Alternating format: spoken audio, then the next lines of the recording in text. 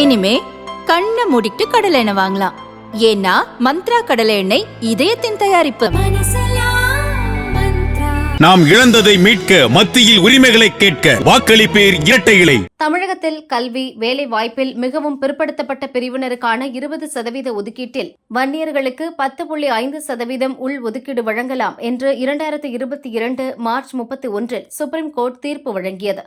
தமிழக அரசு நினைத்திருந்தால் அடுத்த 2 வாரங்களில் இடஒதுக்கீடு வழங்கியிருக்கலாம். அதை செய்யவில்லை. அதன் பிறகு 9 மாதம் கழித்து நவம்பரில்தான் பிற்படுத்தப்பட்டோர் ஆணையம் அமைக்கப்பட்டது.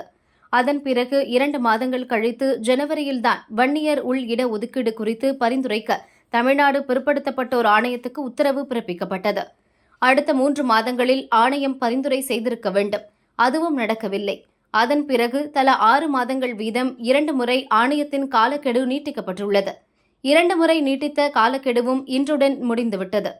மொத்தமாக 15 ஆண்டு ஆகியும் ஆணையம் எதையும் செய்யவில்லை.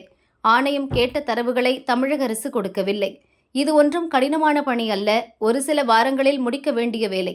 ஆனால் வன்னியர்களுக்கு இடஒதுக்கீடு வழங்க திமுக அரசு விரும்பவில்லை. சமூக நீதி வேடம் போடும் திமுகவின் உண்மை முகம் சமூக அநீதிதான் என்பதற்கு இதுதான் சிறந்த எடுத்துக்காட்டு.